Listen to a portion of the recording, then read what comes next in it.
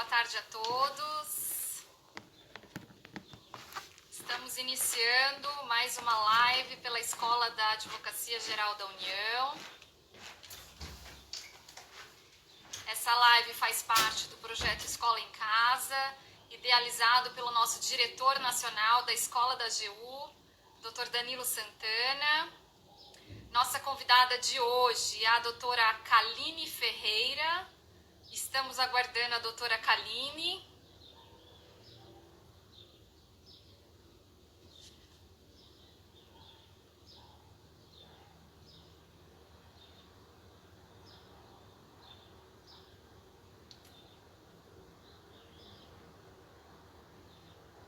Vamos ver se ela já entrou.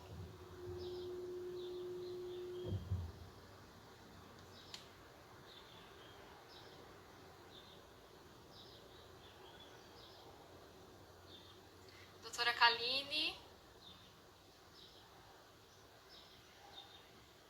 Acabou de entrar. Solicita aí, Kaline, para eu te acessar.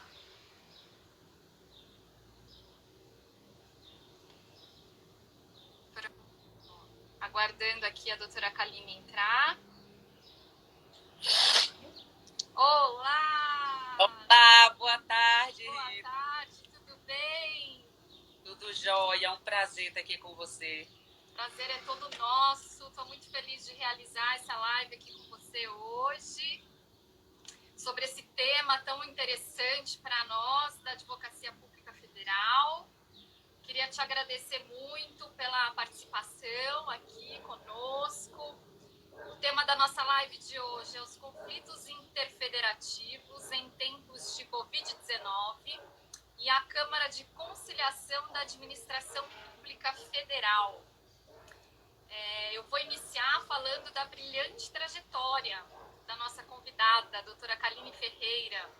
Ela é advogada da União, atua com mediação desde 2014, atuou como coordenadora da Câmara Local na Bahia, até assumir a coordenação geral da Câmara de Conciliação e Arbitragem da Administração Federal em Brasília, né, Kaline?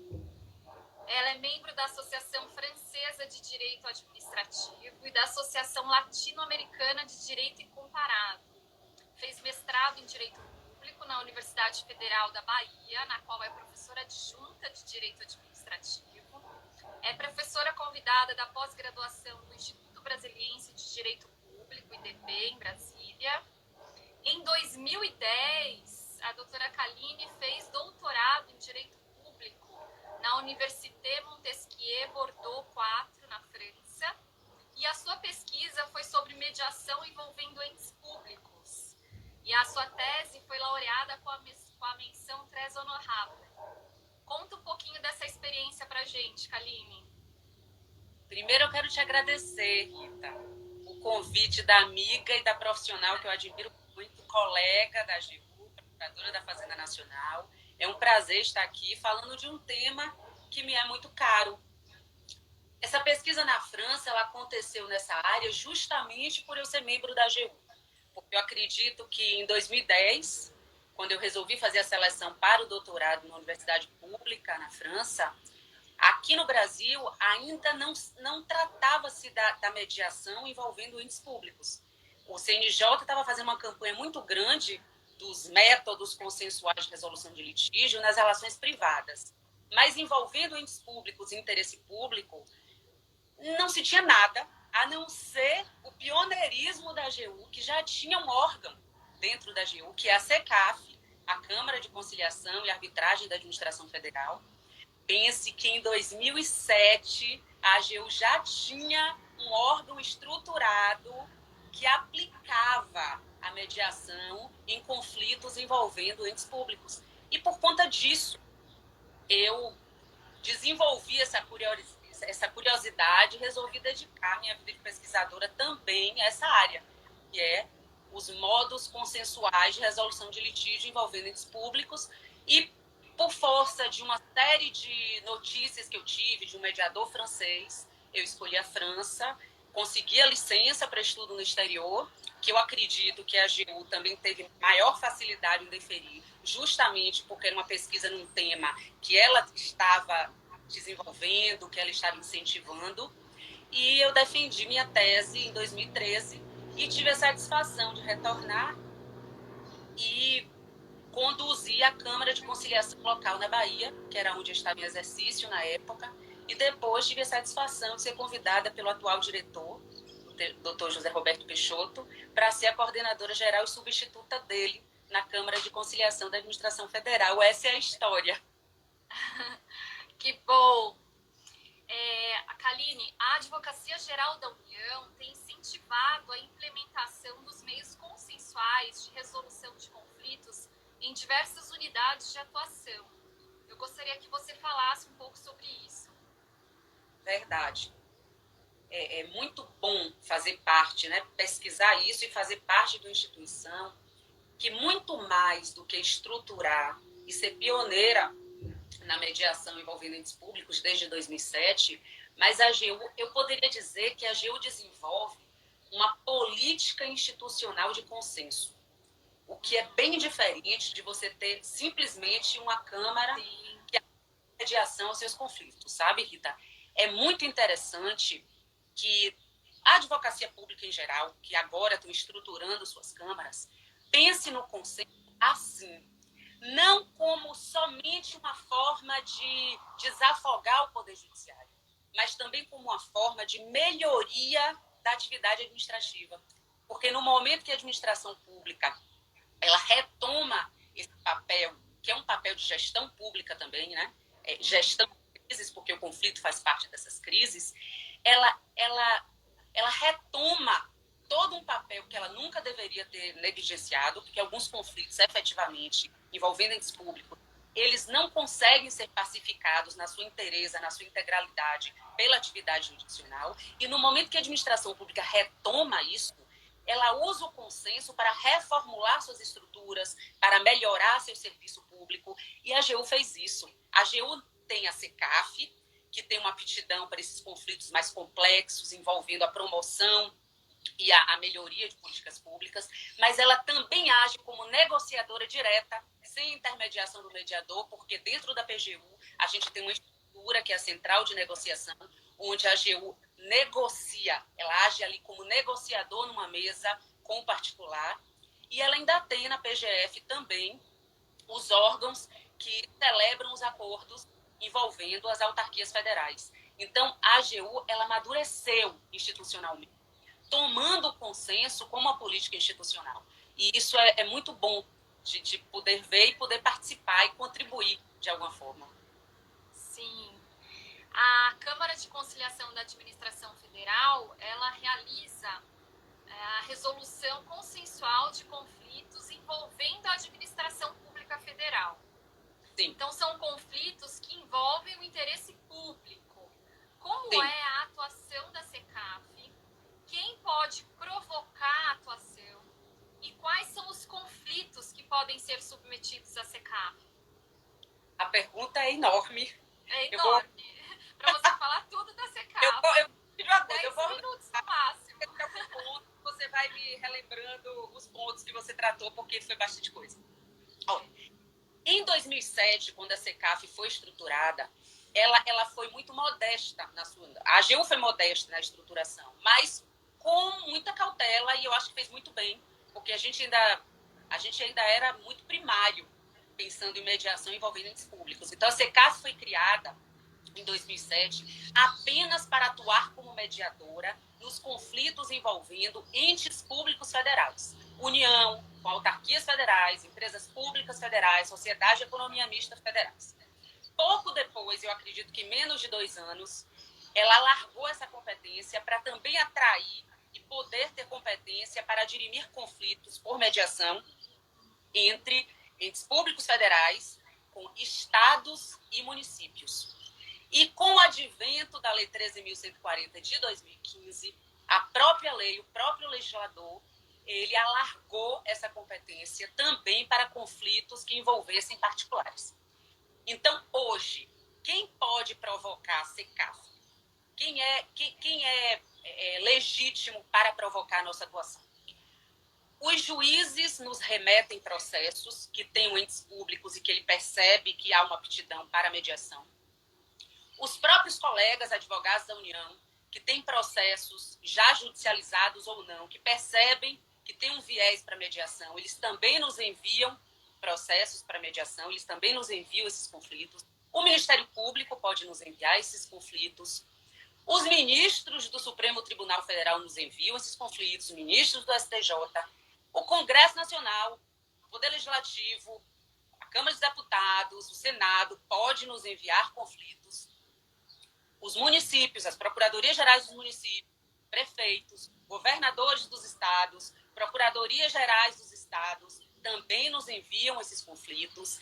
E agora, uma cautela quando eu disser, os particulares também nos provocam enviando conflitos para serem dirimidos. A partir de 2015, o particular também pode nos enviar esses conflitos. Mas percebam, a SECAF, ela tem uma vocação natural para conflitos complexos, multilaterais, que envolvam políticas públicas e que tenha uma abrangência coletiva.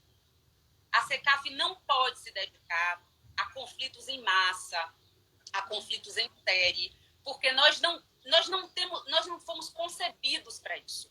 Então, a gente está criando filtros político-administrativos no decreto presidencial que vai regulamentar a Lei 13.140, justamente para dizer, sim, os particulares podem levar conflitos para a SECAF, mas não são todos os conflitos. São conflitos de dimensões coletivas. Então, associações, sindicatos, enfim, nós vamos filtrar quais são os conflitos que podem ser levados para a SECAF pelos particulares.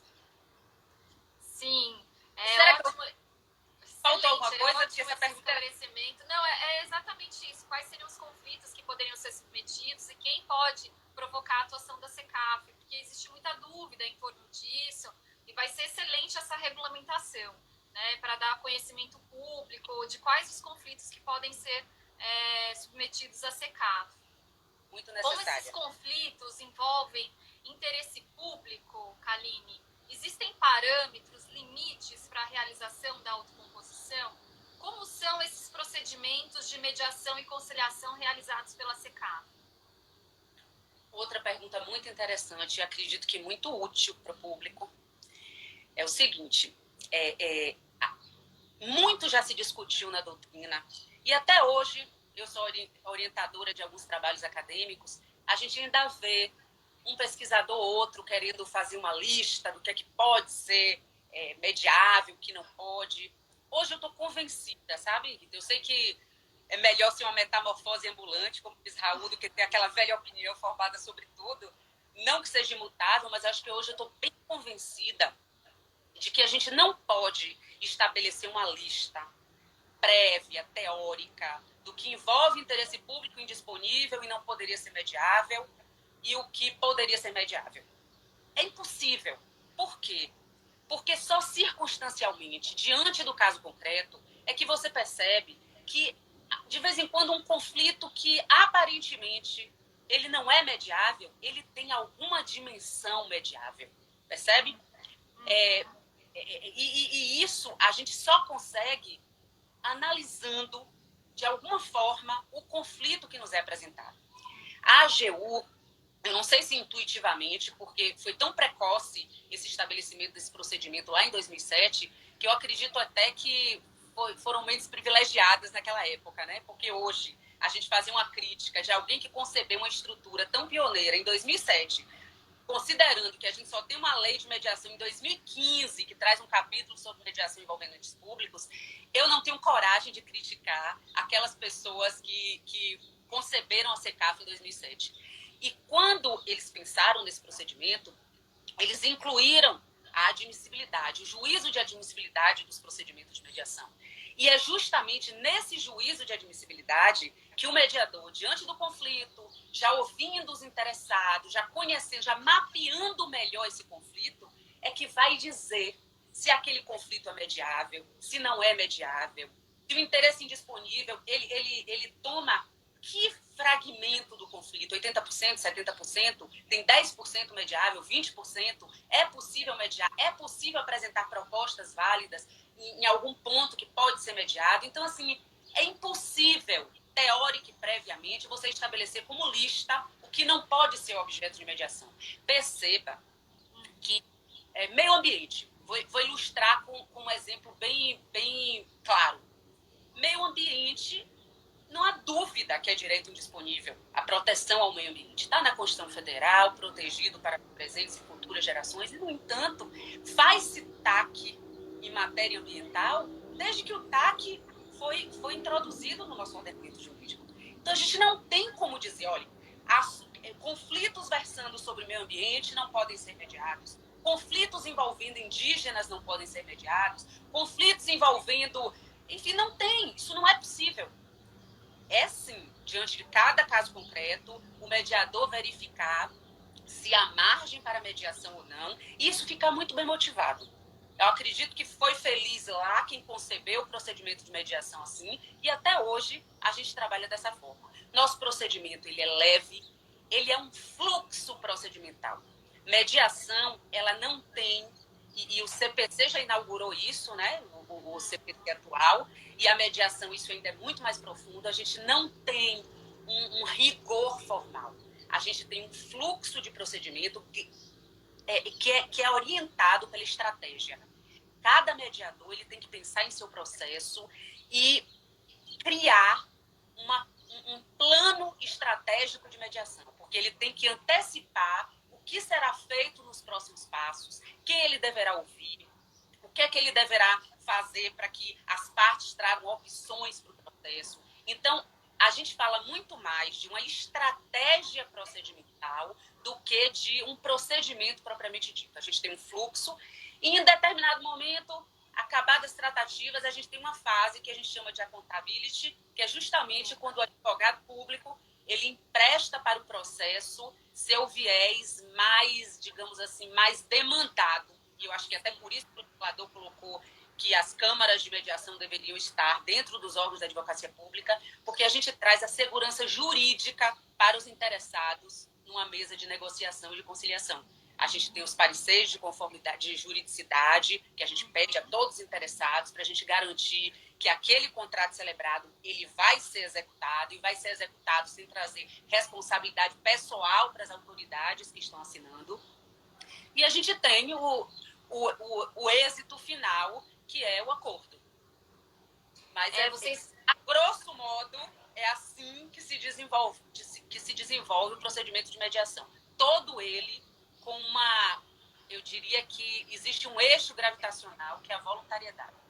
No processo de mediação, o mediador não decide, o mediador dialoga, o mediador assiste ao diálogo, aproxima as partes, mas ele não decide, são as partes que decidem. O protagonista no procedimento de mediação são os interessados e não o mediador.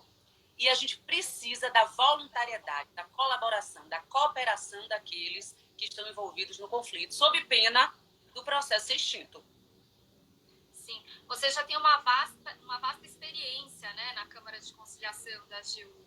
E os profissionais que estão atuando na Câmara de Conciliação da AGU têm a formação já de mediador, fizeram curso, são especialistas na área, são profissionais que estão realmente preparados para fazer esse tipo de diálogo, né, necessário na busca do consenso nesses conflitos. É muito legal o trabalho que é realizado pela SECAF.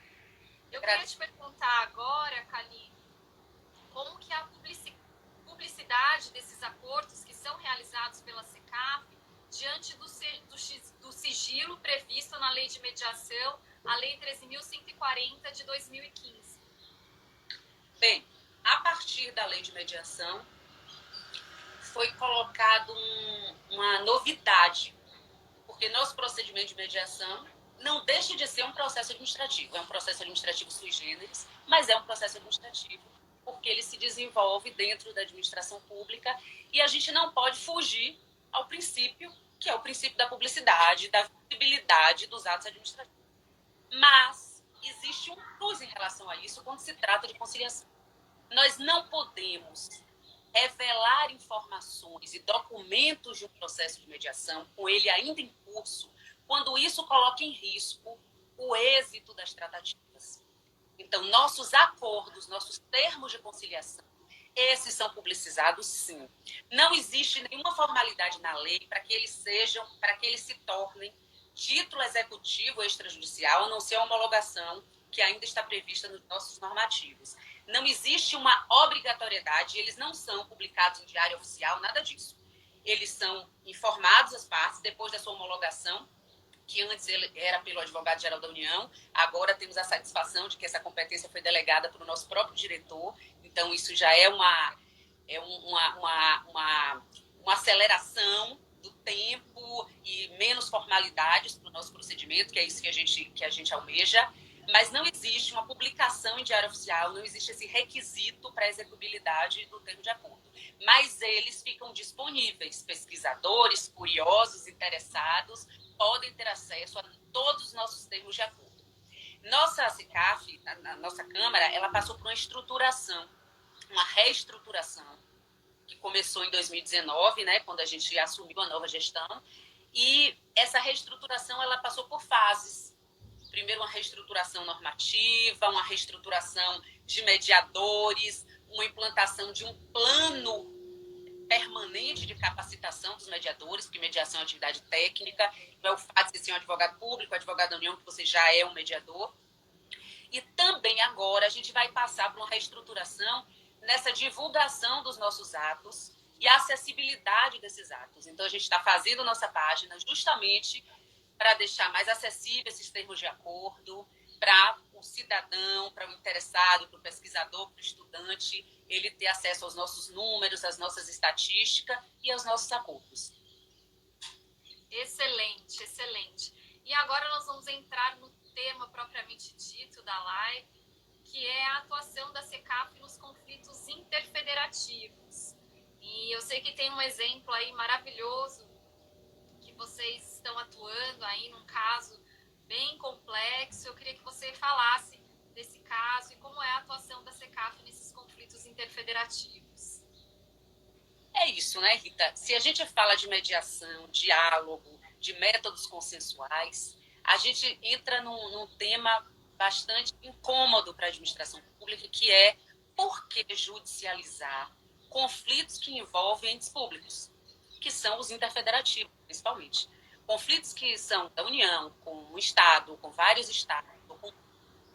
todos esses entes têm uma capacidade de diálogo muito grande.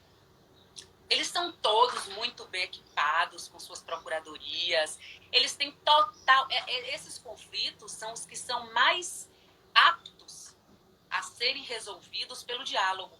E eu vou lhe dizer que a maioria deles, se forem levados ao judiciário, eles algum dia terão um termo final, mas não será um termo final pacificador. Então, muitos deles serão muito melhor resolvidos na mediação. Isso, inclusive, é uma conclusão que os próprios magistrados, eles chegam a essa conclusão, eles nos enviam esses processos. Os ministros do STF, né, e a gente tem 2 ex-AGUs, ministros do STF, um deles, o ministro Toffoli, foi na gestão dele que foi implantada esse caso, então eles conhecem muito bem a estrutura e confiam muito na mediação desenvolvida pela AGU. E eles nos enviam esses conflitos, justamente porque eles percebem que, por mais que os juízes e ministros se esforcem, muitos desses conflitos requerem algo mais. A visão do juiz, ela é uma visão de túnel, ela é uma visão limitada pelos limites da lide, do processo.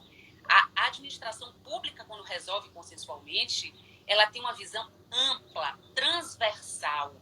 É algo muito, muito mais amplo do que a atividade jurisdicional quando resolve um conflito. Então, muitos desses conflitos são muito mais aptos a serem pacificados na mediação, na conciliação, na negociação. A gente tem um processo, e aí é dele que você fala, porque a gente estava comentando sobre ele. Ele é um processo que ainda está em curso, sobre a implantação, o programa de interposição do Rio São Francisco, da transposição do Rio São Francisco.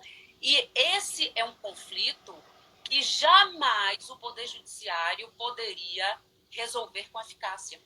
ele precisa de toda a implantação de uma política pública multilateral, envolvendo alguns estados do Nordeste, envolvendo em vários ministérios, com autarquias envolvidas, são muitas autoridades, é muita especificidade técnica, e nosso diretor, é ele que é o mediador, José Roberto Peixoto, é ele próprio que media esse processo, pela complexidade, pela experiência que ele já tem com negociação que ele trouxe da Procuradoria-Geral da União. E esse processo, para mim, é um exemplo daquele processo que não poderia ser judicializado, porque ele não teria um termo final minimamente pacificador. A implementação de uma política pública, se feita por um juiz, ela é inadequada. A gente está vendo aí. E é muito bem adequado a gente falar disso nesse momento, porque a gente está falando de uma pandemia, de uma crise, e a gente está falando de algo que está surgindo de maneira muito forte. Eu chamo metaforicamente de uma demanda por uma solidariedade institucional. A gente está vendo aí estados, municípios agindo descoordenadamente, União agindo para um lado, estado e município, cada um ao seu gosto, agindo para o outro. O que falta é uma coordenação. Coordenação essa que, para mim, não poderia ser desenvolvida no Poder Judiciário. Deveria ser desenvolvida através de mediação, de aplicação de métodos consensuais, aproximação. Sim. Deu uma sumida na voz da doutora Kaline. Kaline, você estava escutando? Estou te escutando. Então vamos continuar aqui. Então, essa crise gerada pela Covid-19, todo mundo sabe que vai acabar intensificando, né, a judicialização. A SECAF tem atuado na mediação de questões relacionadas à pandemia, na linha do que você estava falando, da necessidade dessa coordenação. Nós tivemos um evento na escola da AGU sobre direito financeiro, que foi muito bom também. Aproveito para divulgar os eventos que estão sendo realizados pela escola da AGU e convidar todos para visitarem o nosso canal do YouTube da escola. Os eventos estão todos lá, as lives também são todas gravadas e depois são disponibilizadas no nosso canal do YouTube da Escola da AGU. E eu estava comentando desse evento em que o professor Heleno Torres e o desembargador federal Marcos Zabra, eles comentaram justamente isso, falando que o papel da Advocacia Geral da União é fundamental para exercer essa necessária coordenação nacional do diálogo, né, entre os entes federativos, promovendo e garantindo o federalismo cooperativo tão necessário nessa crise toda que estamos enfrentando, né, para que haja um equilíbrio, né, um diálogo equilibrado entre os entes federativos. Na outra live que eu fiz com a professora Gisele Góes, ela também estava falando nessa necessidade de atuação coordenada e cooperativa entre todos os entes. No seu ver, né, esse papel da AGU tão fundamental poderia também ser exercido por meio da SECAF, né, na construção dessas soluções, desses conflitos de forma consensual, especialmente esses conflitos tão complexos decorrentes da crise, da pandemia. Nós estamos preparados para isso. Temos a expertise necessária. Eu também concordo com esses professores. Eu acredito que o que está faltando é uma coordenação, é esse federalismo cooperativo. Eu acredito que essa decisão do STF, que deixou claro a competência dos estados, dos municípios para implantar políticas de vigilância sanitária em relação ao isolamento, limites do isolamento, enfim, medidas necessárias, ela aprofundou a necessidade de se debater sobre isso. Federalismo cooperativo, solidariedade institucional. O interesse público, Rita, é um só. Ele não é departamentalizado. Não existe interesse público federal, municipal e estadual. O interesse público é único, e é comum a esses entes. Eles têm a competência constitucionalmente assegurada para promover esse interesse público. Mas o interesse público não é departamentalizado. Então, não é difícil chegar a uma coordenação entre esses entes, mas essa coordenação é necessária. Tem que ter um maestro, sob pena da gente não ter uma política. Olha, nós temos um país com profundas diversidades. Então, eu acho óbvio que sejam os municípios, os estados também proclamados legítimos para fazerem essas políticas, porque são eles que detêm o conhecimento e detêm a informação e são conscientes dessas diversidades. Mas tem que haver coordenação. Então, o que falta é diálogo. O que falta é essa coordenação que pode vir justamente com técnica. Se eles não conseguem sozinhos dialogar, conversar, chegar a um denominador comum, o que falta aí é técnica, é profissionalismo. E mediação é isso. É uma atividade técnica que, se você sozinho não consegue chegar a êxito, numa harmonização de interesses, você precisa de um terceiro que sabe como levar um diálogo, como fazer um diálogo assistido para chegar até um resultado positivo. Essa onda de judicialização, essas consequências da pandemia ainda não chegaram. Eu tenho conversado e até participei de uma live com o ministro Salomão, e o judiciário ainda está latente, esperando, até porque está todo mundo ainda em casa, está todo mundo ainda em choque. Então, a gente não teve ainda esse boom da demanda judicial. Isso ainda vai existir. E eu acredito que, antes disso existir, que nós, institucionalmente, consigamos amadurecer para essa política aí de federalismo cooperativo, que a gente tenha uma coordenação e que a gente lance uma política de diálogo para a gente simplesmente mudar o locus da discussão, da maioria desses conflitos de maior peso, que são conflitos que vão ser gerados por essas divergências normativas de Estado, município, União, que a gente possa, pelo menos quando, em relação a esses conflitos interfederativos, que nós possamos conversar em mesa, que nós podemos resolver nossos conflitos em âmbito administrativo, com consenso. E a AGU está preparada para isso. A gente tem a expertise necessária para fazer essa coordenação. Em prol do interesse público de todos, né? E não em dos prol interesses que é um particulares. Só. Exato. Forma alguma. E eu creio que essa expertise da Câmara de Conciliação da AGU vai ser extremamente necessária mesmo, porque existe essa necessidade de ter alguém promovendo o diálogo, né? De ter alguém com a técnica necessária para levar a essa solução consensual. Eu queria aproveitar, Kaline, eu estou vendo os comentários aqui das pessoas que também estão participando aqui da nossa live, aqui eu já agradeço a todos aí pela participação. Tem casos muito importantes de atuação da SECAF que a gente podia aproveitar também para divulgar.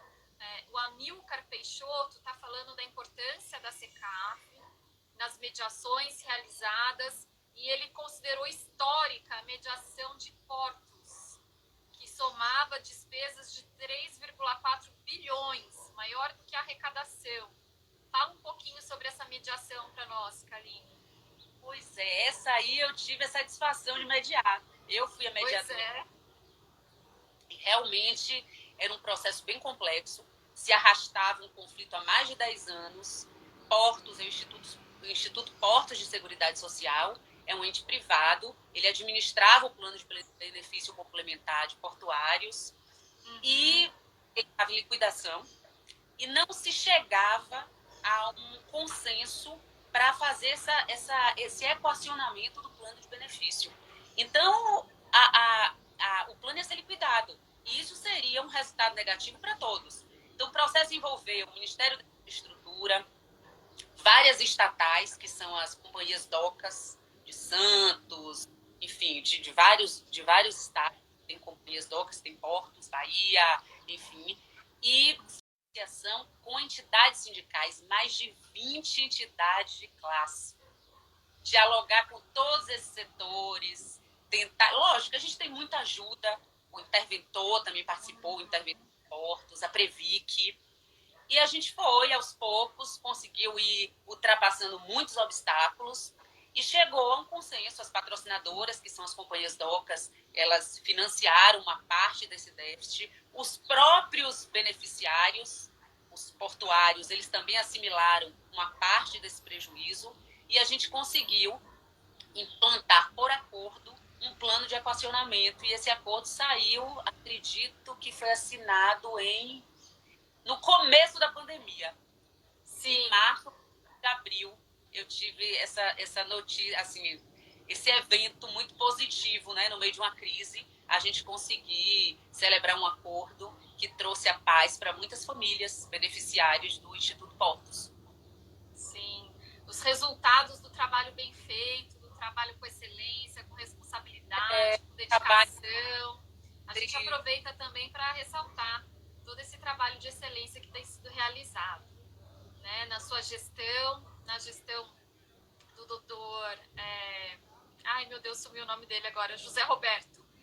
José Roberto Peixoto, a quem também eu parabenizo pela excelente gestão aí à frente da SECAF. Kaline, vamos falar um pouquinho da concessão de liminares no âmbito da Câmara de Mediação da SECAF. Vamos lá. Bem, pela Lei de Processo Administrativo Federal, você tem como administrativamente determinar medidas cautelares, ok? Mas isso é uma atividade cogente da administração pública. E isso, num procedimento de mediação, vai de encontro a toda a espinha dorsal do procedimento de mediação, que é a voluntariedade.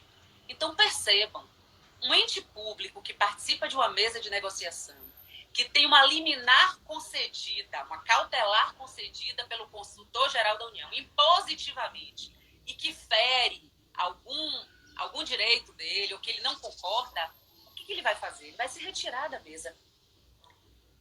Ele vai simplesmente... A gente vai perder a voluntariedade da participação daquele interessado. Então, a gente percebeu, na SECAF, que a gente precisava pensar numa forma de conseguir acautelar alguns direitos sem perder nossa essência, que é a voluntariedade. Então, o que a gente faz? A gente desestimula os interessados a pedirem provimentos cautelares cogentes, os provimentos cautelares da Lei 9784, que é a Lei de Processo Federal. O que a gente estimula? A gente diz o seguinte, olha, como os interessados precisam ter uma atividade cooperativa, que é justamente a expressão da voluntariedade nos procedimentos de mediação, vamos sentar à mesa e vamos tentar que esses procedimentos cautelares sejam voluntários. Eles sejam a expressão dessa cooperatividade do interessado. Então, digamos que a gente tem interessados e um deles, às vezes, é uma autarquia, que tem problema no CADIM, que tem seu nome negativado. E ela precisa conseguir, ou um Estado federado, e ela precisa de financiamento, ela precisa participar, ela precisa de fomento, ela precisa de recursos públicos que ela não consegue enquanto ela tem uma negativação. Então, ela precisa se acautelar da retirada desse nome para poder participar de um procedimento de mediação com tranquilidade. A gente chama esse órgão que negativou esse ente público e negocia com ele a retirada do nome enquanto o procedimento de mediação tramita. E a gente consegue, a depender das técnicas que você aplica, a depender do proveito do procedimento de mediação para aquela parte, ele aceita retirar temporariamente, a gente faz acordos parciais e um procedimento cautelar desse voluntário seria um acordo incidental e a gente tem êxito nisso aí. E a gente não perde a voluntariedade no procedimento de mediação. Então, a gente tem implementado esse tipo de medida cautelar nos nossos procedimentos. Que bom. Aproveitando aqui os comentários, todo mundo aplaudindo, queria agradecer a participação. Estão comentando como a mediação vai ampliar a solução dos conflitos em tempos de coronavírus. E também se está havendo sessões virtuais de mediação pela SECAF. Se há essa adesão ao procedimento virtualizado e qual seria a eficiência desse procedimento? Antes de responder, doutora Cíntia, minha colega, professora da UFBA, juíza federal, está participando. Muito obrigada. Um prazer te rever. E quanto à pergunta, a CECAF ela não parou a tramitação dos processos, ela tem recebido demandas novas e tem seguido com a tramitação dos procedimentos de mediação.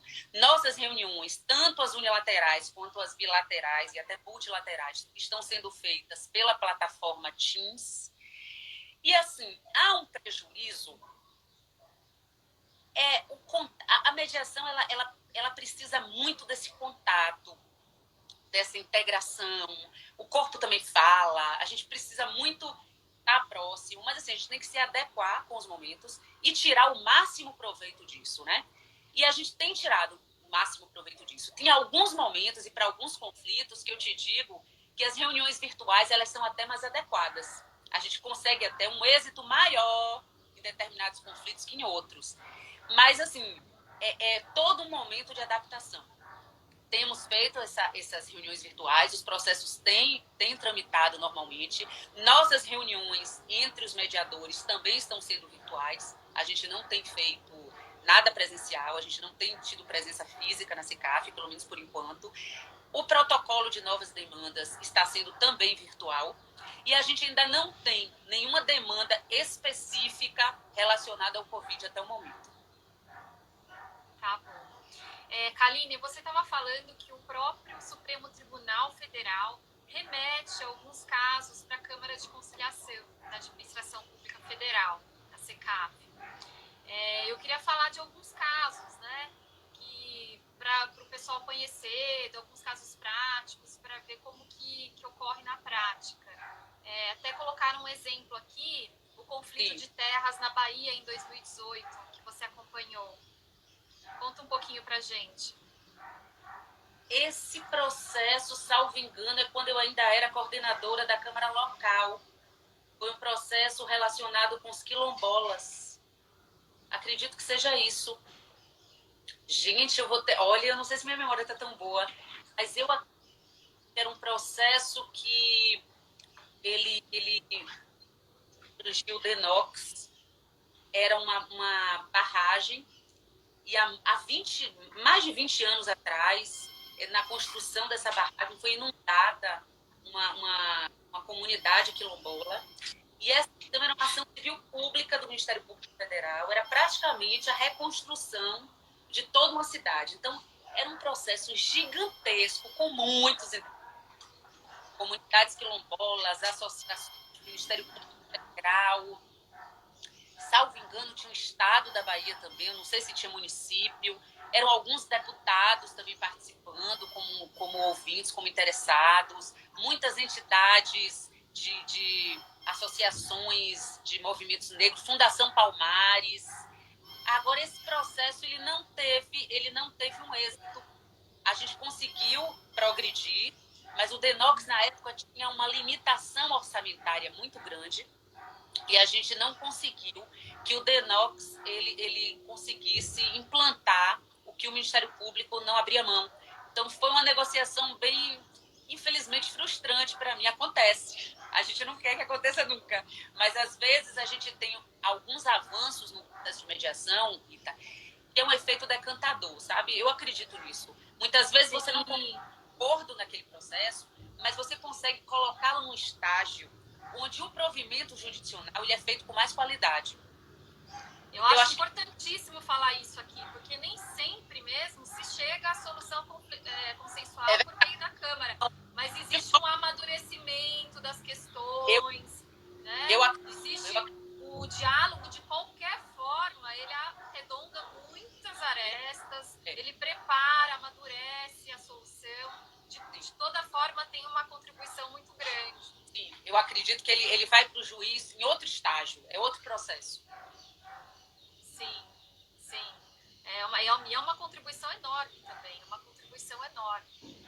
Kaline, tantos elogios para você, eu estou assim, muito feliz mesmo de fazer essa live, falando de todo o trabalho que é realizado pela CECAF, com tanta excelência, não é à toa os elogios a você, ao Roberto Peixoto, que vocês continuem fazendo esse trabalho maravilhoso. SECAF super preparada aí para resolver esses conflitos interfederativos, preparada para atuar nesses casos tão complexos que virão com a crise que estamos enfrentando em razão da pandemia. E eu gostaria de passar para você expor, falar o que você quisesse agora no final da nossa live. Fica à vontade para destacar algum tema que seja aí do seu interesse, que você entenda que seja relevante para todos nós. Eu queria só terminar agradecendo, óbvio, a todos aqueles que estão assistindo. Nós temos uns minutos ainda, pode falar tranquila. Eu agradeço a generosidade dos elogios, né? Deve ser fruto da amizade. Agradeço a oportunidade, Rita. Foi muito bom ter esse espaço aqui, nessa ferramenta nova, né? Esse auditório, falar de frente para um celular, é um desafio para mim. E eu queria, assim, que nós temos na AGU também, na SECAF, representações da SECAF em todos os estados federados. Nós temos nossa central em Brasília e em cada estado federado, dentro das consultorias jurídicas da União, nós temos as câmaras locais de conciliação, com um coordenador, com as mesmas competências nossas, desde que os conflitos tenham impacto local. E, fora isso, a gente tem também o fortalecimento das procuradorias do Estado, né? Nós recebemos muitos procuradores do Estado que vão lá para conhecer a nossa experiência, conhecer a SECAF. A gente formou uma rede nacional de autocomposição da administração pública, onde estão várias PGEs participando. Roberto Peixoto e minha. E, assim, eu espero que nós tenhamos, em breve, uma política institucional do consenso nacional, não só da AGU, mas que o modelo da AGU inspire os estados federados, inspire os municípios, e que nós possamos ter o poder judiciário para exercer função de poder judiciário nas ações que realmente necessitam de provimento jurisdicional, e que tenhamos uma administração pública forte, com advogados públicos capacitados para desenvolver métodos consensuais de resolução de conflitos, porque esse ambiente não é o ambiente de atuação do Poder Judiciário. Existe o lugar dos métodos consensuais, a eficácia desses métodos consensuais para uma infinidade de conflitos que não são pertinentes e nem conseguem ser pacificados com êxito e eficácia no Poder Judiciário.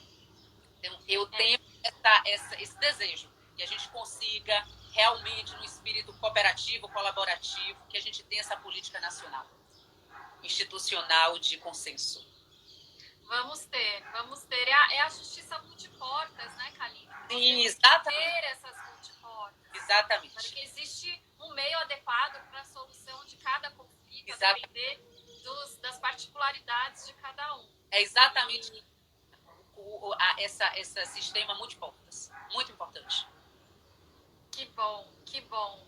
E eu agradeço muito a sua participação, que veio esclarecer e trazer toda essa importância do trabalho realizado pela SECAF, tantos casos importantes em que houve atuação significativa e efetiva da Câmara de Conciliação da AGU, esse trabalho que tem sido realizado em prol da Política Nacional do Consenso já é uma realidade na AGU e, sem dúvida nenhuma, essa realidade está sendo divulgada, está contaminando aí todas as procuradorias, muitas procuradorias participando aqui da nossa live, deixando registro de participação, né, que mostra que a advocacia pública como um todo está se preparando para essas políticas de consenso. E é uma grata satisfação para mim.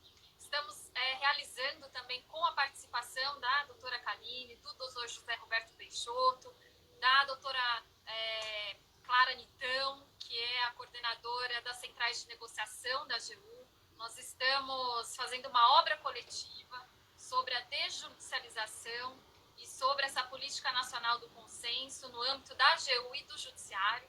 É uma obra em parceria com o Conselho Nacional de Justiça, doutor Henrique Ávila, com o professor Kazuo Watanabe, com a doutora Trícia Navarro, que também participa do comitê lá do CNJ de conciliação. Então, é um trabalho interinstitucional que está sendo realizado e protagonizado pela Escola da Advocacia Geral da União, da qual eu me orgulho de fazer parte. É um grande time, é um trabalho em equipe de todos os regionais. Nós estamos realmente conseguindo realizar tantos eventos online pela sinergia do nosso trabalho em cooperação, né? Isso em todas as áreas é necessário.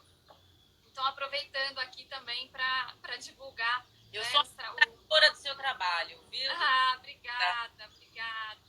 Agradecer a participação de todos e dizer que foi uma grande honra para mim fazer essa live com a Kaline, essa profissional fantástica. Espero que tenha sido útil. A porta da Câmara está aberta para vocês nos conhecer, para tirar dúvidas. Que bom, querida, que bom. Um beijo grande. Tudo de bom para você. Temos aí agora 5 minutinhos, se você quiser deixar mais algum recado, senão a gente encerra. Gente, eu estou vendo aqui a participação. José Roberto está aí, presente. Nossa, muita gente. Fico feliz. Espero mesmo que vocês tenham tido pelo menos um panorama. Quem não conhecia a SECAF tenha conseguido assimilar um panorama pelo menos básico do que é a SECAF. Para aprofundar, a gente tem o maior prazer em recebê-los e a gente já tem uma bibliografia razoável de pesquisadores, de professores que falam sobre a SECAF. Então, eu acredito que não é difícil conhecer o nosso trabalho e a gente está à disposição também. Eu acredito que esse ponto agora da reestruturação, Rita, que é a divulgação do nosso trabalho, que é colocar à disposição do público nossos termos de acordo, nossa legislação, os normativos que regem a Câmara, enfim, até produções bibliográficas mesmo dos legisladores. Eu acredito que isso é um passo extremamente importante para a popularização da SECAF. Quanto mais popular, quanto mais conhecida, melhor. Porque a ideia é essa, que ela esteja acessível. Os cases de atuação que trazem muita experiência também, muito conhecimento, né, Kaline, que a gente estava comentando. O ementário vai ser muito bom. A gente colocar processos, a ementa dos processos, e aí que as pessoas começam a querer conhecer os processos a partir da ementa. Quando conhecem que aquele conflito foi submetido à SECAF, isso vai ser muito bom. Muito bom, muito bom. Obrigada. Obrigada a todos que participaram. Muito obrigada. Continue participando das lives da Escola da GU.